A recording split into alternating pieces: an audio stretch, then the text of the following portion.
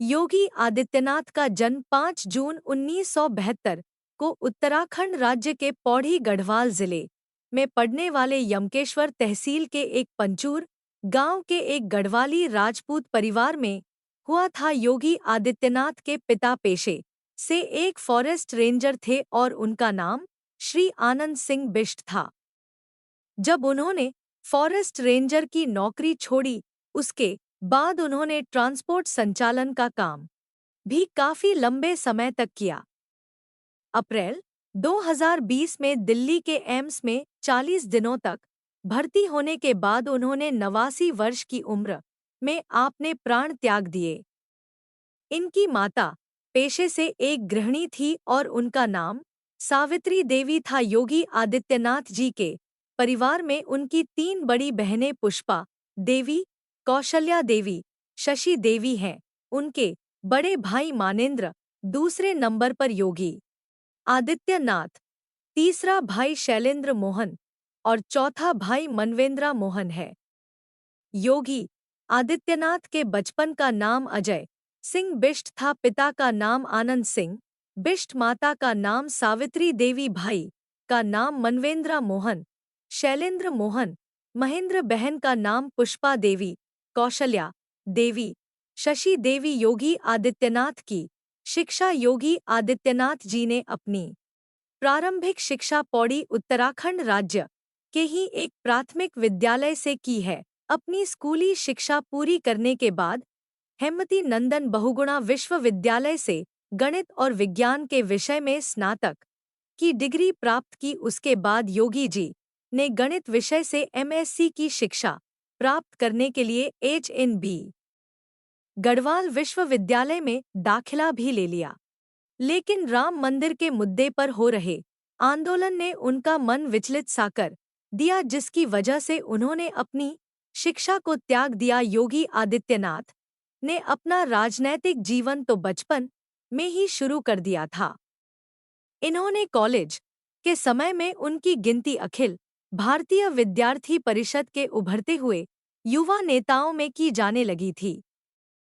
इस लहर को देखते हुए उन्होंने निर्णय किया कि वो छात्र चुनाव लड़ेंगे, पर उनक चेहरे रे पर कोई छात्र चुनाव लड़ने को राजी नहीं हुआ, जिसके बाद योगी आदित्यनाथ ने निर्दलीय सदस्य के रूप में ही पर्चा भर दिया। लेकिन वो यह चुनाव जो साल 1992 में हुआ, वो यह चुनाव हार गए थे। योगी जब सिर्फ 22 वर्ष के थे तो उन्होंने सांसारिक जीवन को त्याग कर दुनिया से संन्यास ले लिया था और आश्रम में प्रवेश कर लिया था। योगी आदित्यनाथ राजनैतिक जीवन साल 2016 में जब भारतीय जनता पार्टी दिल्ली राज्य के चुनावी हार के बाद बिहार में भी अपना चुनाव हार गई थी और भारतीय जनता पार्टी अपने प्रदर्शन की वजह से काफी चिंतित थी। इस समय भारतीय जनता पार्टी द्वारा यह फैसला लिया गया कि उत्तर प्रदेश राज्य में मुख्यमंत्री के रूप में योगी आदित्यनाथ को कार्य करना होगा। इस निर्णय को लेने के पीछे एक और सभा होने का जिक्र किया जाता है, जो साल 2016 में गोरखनाथ मंदिर में हुई थी। जैसी सभा में आरएसएस से जुड़े हुए नेता भी शामिल हुए थे। इस सभा ने यही निर्णय लिया था कि साल 2017 में अगर भारतीय जनता पार्टी जीत जाती है तो मुख्यमंत्री श्री आदित्यनाथ योगी को ही बनाया जाए। इस सभा में मौजूद संतों ने यह भी बात कही कि साल 1992 में जब संतों ने इकट्ठा होकर राम मंदिर बनाने का निर्णय लिया था, तब उसका ढांचा तोड़ दिया गया था। इसलिए अगर सुप्रीम कोर्ट का फैसला हमारे ही पक्ष में आता है तो उत्तर प्रदेश राज्य में मुलायम या मायावती की सरकार रही तो यह राम मंदिर कभी नहीं बन पाएगा। इसके लिए इस सभा के द्वारा हम यह निर्णय लेते हैं कि अगर वर्ष 2017 में भारतीय जनता पार्टी चुनाव जीत जाएगी तो उन्हें योगी आदित्यनाथ को ही मुख्यमंत्री बनाना होगा। जब योगी जी गोरखपुर आए थे तब गोरखनाथ मंदिर में एक महंत के रूप में उन्हें चुना गया। मकर संक्रांति के दिन हर धर्म और जाति के लोग इस मंदिर में आकर खिचड़ी चढ़ाते हैं, जिसके कारण यह मंदिर लोगों की आस्था का केंद्र बना हुआ है। इस मंदिर के पहले महंत दिग्विजय नाथ जी थे। यह मंदिर 52 एकड़ में फैला हुआ है।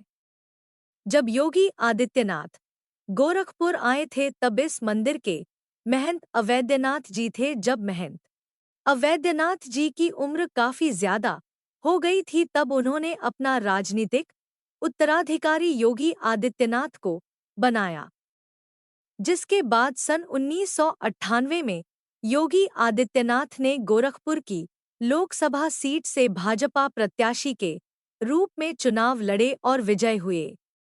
उस समय योगी आदित्यनाथ की उम्र केवल 26 साल की थी। योगी आदित्यनाथ उस साल बने 12वीं लोकसभा के सबसे कम उम्र के सांसद थे। साल 1999 में योगी जी दूसरी बार गोरखपुर सीट से पुनः सांसद चुने गए, जिसके बाद साल 2004 में तीसरी बार योगी लोकसभा का चुनाव जीत लिया। साल 2009 में चौथी बार गोरखपुर लोकसभा सीट से चुनाव जीते और साल 2014 में 2 लाख से अधिक वोटों से लोकसभा चुनाव जीत कर सांसद चुने गए। 2014 के लोकसभा चुनाव में भारतीय जनता पार्टी को काफी भारी बहुमत मिला। इसके बाद साल 2015 में उत्तर प्रदेश राज्य में 12 विधानसभा सीटों पर उपचुनाव कराया गया और उसके लिए योगी आदित्यनाथ ने काफी प्रचार भी किया, लेकिन फैसला उनके अनुरूप नहीं रहा। साल 2017 में विधानसभा चुनाव में बीजेपी के राष्ट्रीय अध्यक्ष अमित शाह द्वारा योगी आदित्यनाथ से पूरा प्रचार कराया गया और इस बार का परिणाम उपचुनाव से बिल्कुल बदला हुआ आया और उसके बाद 19 मार्च 2017 को उत्तर प्रदेश के बीजेपी विधायक दल की बैठक में यह फैसला लिया गया कि योगी आदित्यनाथ जी को विधायक दल का नेता चुनकर मुख्यमंत्री पद के लिए चुना जाए। योगी आदित्यनाथ की मुख्यमंत्री के रूप में उपलब्धियां। योगी आदित्यनाथ ने एंटी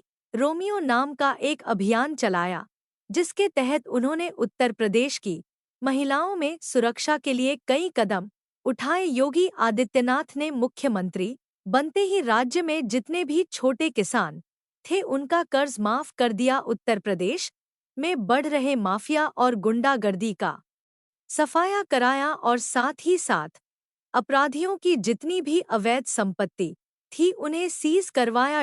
योगी आदित्यनाथ राम जन्मभूमि मंदिर का निर्माण कराने में सबसे अहम भूमिका निभाई। यह मंदिर अयोध्या की जमीन पर करीब 500 सालों के बाद बनना शुरू हुआ है। इस मंदिर में हिंदुओं के आराध्य भगवान श्री पुरुषोत्तम राम का मंदिर बनने जा रहा है, जिसका शिलान्यास प्रधानमंत्री श्री नरेंद्र मोदी के हाथों से हुआ है। योगी आदित्यनाथ जी ने लव जिहाद के ऊपर भी कानून बनाया है और जो भी व्यक्ति अपनी पहचान छुपाकर महिलाओं के साथ धोखा करके शादी करने की कोशिश करता है उसके खिलाफ योगी सरकार ने कड़ा कानून बनाया हुआ है। योगी आदित्यनाथ ने कोरोना जैसी महामारी से लड़ने के लिए एक बेहतरीन मॉडल सभी राज्य के सामने प्रस्तुत किया, जिससे कोरोना पर काबू पाया जा सका। योगी ने उत्तर प्रदेश के नोएडा में पूरे एशिया का सबसे बड़ा फिल्म सिटी बनाने का निर्णय लिया है और उसका काम भी चालू हो चुका है। उत्तर प्रदेश में आ रहे निवेश के चलते योगी जी ने कोरोना के समय में भी उत्तर प्रदेश राज्य में 56,000 करोड़ रुपए से अधिक का निवेश करने का ऐलान किया हुआ है, जिसमें खास बात यह है कि देश की पहली डिस्प्ले यूनिट और डाटा सेंटर पार्क भी उत्तर प्रदेश के नोएडा में स्थापित होंगे। योगी आदित्यनाथ जी ने पर्यटन और धार्मिक स्थलों का सौंदर्यीकरण बढ़ाने के लिए कई तरह की योजना लागू की है। उत्तर प्रदेश में बहने वाली गंगा नदी की सफाई, उत्तर प्रदेश राज्य में राम मंदिर का निर्माण और जिन जगह पर दोबारा नवनिर्माण की जरूरत थी वहां फिर से निर्माण करवाया गया है, जैसे कृष्ण जन्मभूमि। योगी आदित्यनाथ जब से उत्तर प्रदेश के मुख्यमंत्री के कार्यकाल में आए हैं उन्होंने उत्तर प्रदेश में 3 नए इंटरनेशनल एयरपोर्ट की स्थापना की, और तीनों जगह एयरपोर्ट के निर्माण का कार्य चल रहा है। इनके कार्यकाल के समय कई सारे नए एक्सप्रेसवे, अलग अलग शहरों मेट्रो का भी काम हुआ है। योगी आदित्यनाथ की दिनचर्या। योगी आदित्यनाथ को जानवरों से बहुत ही ज्यादा प्रेम है, खासकर गाय, कुत्ते, बिल्ली और बंदर। योगी जी रोज सुबह 4 बजे उठने के बाद कुछ देर प्रतिदिन योग करते हैं। इसके बाद गायों को चारा खिलाते हैं और फिर कुछ देर प्रार्थना करने के बाद गौशाला में गायों की सेवा करते हैं।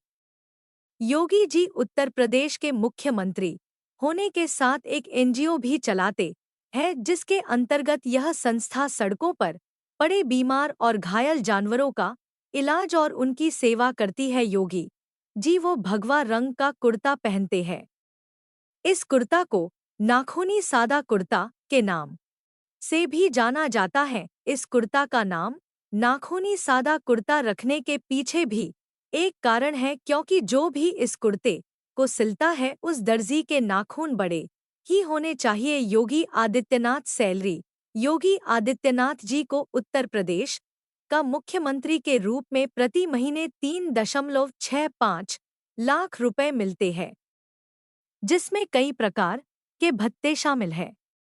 योगी जी की बेसिक सैलरी 1.5 लाख रुपए है। योगी आदित्यनाथ संपत्ति। योगी आदित्यनाथ की कुल संपत्ति 1,94,94,054 रुपए है।